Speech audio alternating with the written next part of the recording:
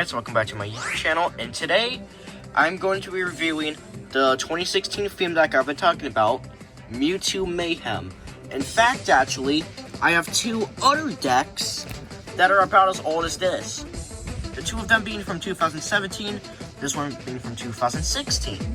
We'll be reviewing these decks, and that will be the content for a little bit, but after that, it'll be the mostly newer decks. Thank you guys for supporting me so far, and just to let you guys know, if you're looking for a good theme deck that gets you wins, stop watching. However, if you're looking to just have fun or receive this deck's, cool to have or fun or whatever you want, then yeah. Anyways, before I drag on too long, let's start with the reviews. Starting off is 2 Mewtwo.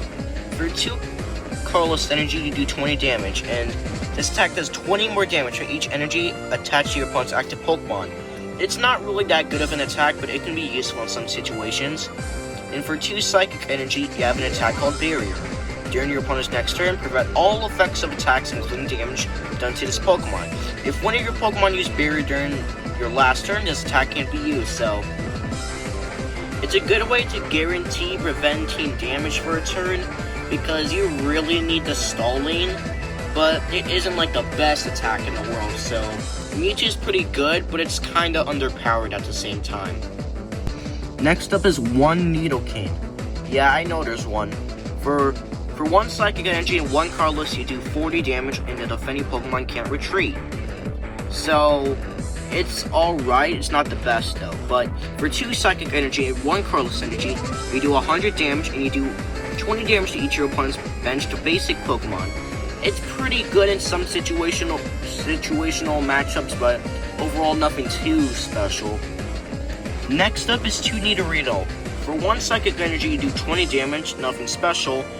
For 3 colorless energy, you do 30 damage. Flip 3 coins. This attack does 30 damage times the number of heads, so you can do 90 damage max, 30 damage at the very least, so it's a okay card.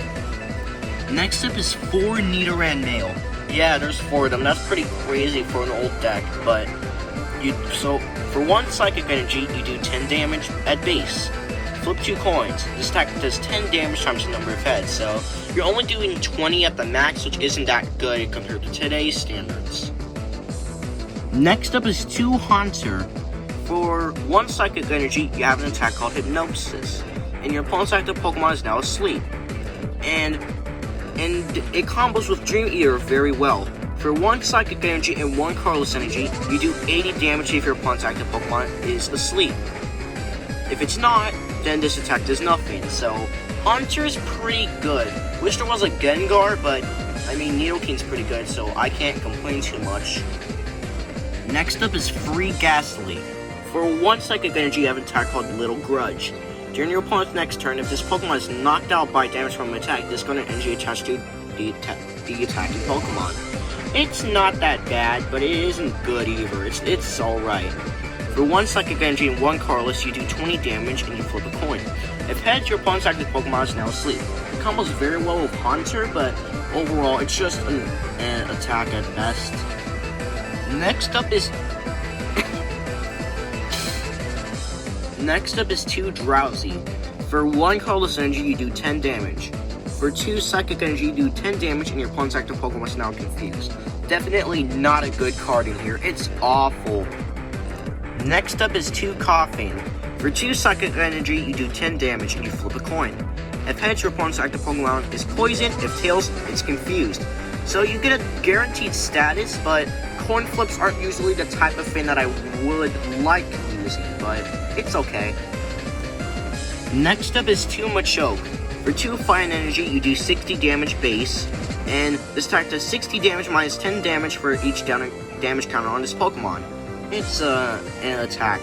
For 3 Fire Energy, you do 80 damage, and you do 20 damage to yourself. So, you're trying to use Karate Chop as much as possible, and if you need to, you use Submission, but I would much rather just use Submission than anything else, but the fact that you have to do self-damage in the first place just isn't that good. Next up is 2 Machop. For 2 Fire Energy, you do 20 damage, and you flip 2 coins.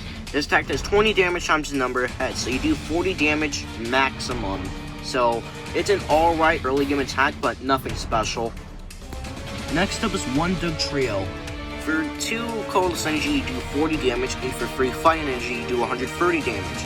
And this attack does 20 damage to each of your bench Pokemon, so it's risky because you can KO something on your bench.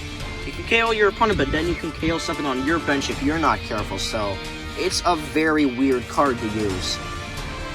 Next up is 2 Diglett. The ability Submerge, as long as this Pokemon is on the bench, prevent all damage done to it by attacks. It's pretty good, but for 1 fighting and 1 colorless, you have an attack called Dig Through, and you do 30 damage to one of your opponent's bench Pokemon. Overall, it's an alright attack, nothing too special, but it can be useful in some certain cases. Next up is 2 Onyx. Its first attack is pretty good early game. During your opponent's next turn, if this Pokemon would be damaged by attack, prevent that attack's damage done to this Pokemon if that damage is 60 or less. So you can use it a lot of times for those certain matchups, and it makes it really annoying. And for 2 fine energy, you do 40 damage.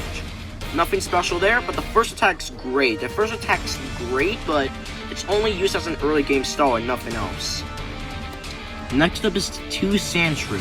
For 1 fine energy, you do 10 damage, and if the defending Pokemon tries to attack during your opponent's next turn, your opponent flips a coin. If tails, the attack does nothing. Now, your opponent can obviously switch out, and that makes it really bad, but it can be useful sometimes. I would recommend it early game, but it's not that great early game either. Next up is 1 Hitmonchan. For 1 fighting energy, you do 30 damage, and for 2 fighting energy and a colorless, you do 90 damage. Overall, this Pokemon's actually pretty good. It can do a lot of damage for few energy, and it has some fiends going for it, so Hitmonchan's pretty good, but definitely not the best Pokemon in this deck. Next up is Professor Oak's Hint. You draw 7 cards if you have 7 cards in your hand, and then your turn ends. It's an alright card, but I wouldn't really use it that often. It's good, but your turn ends, so you're probably gonna have a Pokemon or 2 dead by the time you use it.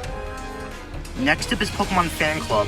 You search your deck for up to 2 basic Pokemon, you reveal them, and put them into your hand. Then you shuffle your deck afterward. It's pretty good, and allows for a lot of basic Pokemon, which there are many of.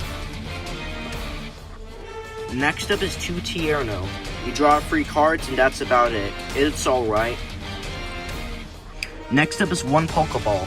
You flip a coin. If heads, search your deck for a Pokemon, reveal it, and put it into your hand. Then you shuffle your deck afterward. It's alright. The coin flip part's bad, but you can search for any Pokemon, so it's okay. Next up is 1 Great Ball. You look at the top 7 cards of your deck. You may reveal a Pokemon you find there and put it into your hand. Then you shuffle the other cards back into your deck. It's pretty good, but it's limited since there's only 1. Next up is 2 Switch. You switch your active Pokemon with one of your bench Pokemon. It's pretty good. Next up is 2 Professor's Letter. You search your deck for up to 2 basic energy cards, you reveal them, and then put them into your hand. Shuffle your deck afterward. It's a pretty good way to find energies. Next up is 1 Energy Retrieval. You put 2 basic energy cards from discard pile into your hand. Good way to get energies. Next up is 1 Potion. You deal 30 damage from one of your Pokemon, it's okay. Next up is 9 Psychic Energy. It powers up the Psychic types in the deck. Next up is 9 Fighting Energy. It's pretty good and it powers up the Fighting type Pokemon. I think that the best Pokemon in this theme deck is Nidoking. It has 2 decent attacks and overall does get the job done. I think the worst Pokemon in this deck is Drowsy. It really shouldn't be here. Here are the pros and cons of this deck. The pros are, you actually have some stalling. Thanks to Barrier, Onyx, Sandshrew, and some other cards I could think of, you actually have some pretty good stalling. You can use your status conditions pretty well, which is nice, and you have some okay damage at the very best. You don't have like great or amazing damage, but you know, 70 to 100 for most of the Pokemon is pretty alright. The cons are, you have bad draw, because you only have 3 draw options, bad search because you only have Pokeball, Pokemon Fan Club, and Professor's Letter, and you have too many Pokemon, you have some filler, and you have a lot of other things that really make this deck struggle. I'll put them in the comments if you want to know, but those are the pros and cons. Here's what the score and grades mean. The score means how well the pros and cons stack against each other. The grade means how well the cards are. What do I give this deck in terms of a score? Overall, it's hard to decide, but I'm gonna give it a 5. It's just a bad theme deck. There's nothing really good going with it. There's nothing too good with it other than the pros I mentioned, but those are very small compared to the cons. What do I give it in terms of a grade? A D. It's really bad. You don't want to play this at all if you're looking for wins. If you want to have fun, I recommend picking it up. But if you want to win, then this theme deck sucks. This is the entire deck list. There's a lot to go over here, but I'm not going to go over it since I already talked about it. There's a lot of Pokemon here, as you can tell. There's few trainers, there's some energy. Overall, this deck's kind of bad, but it's really fun. Thank you guys for watching. I'll see you later. Bye.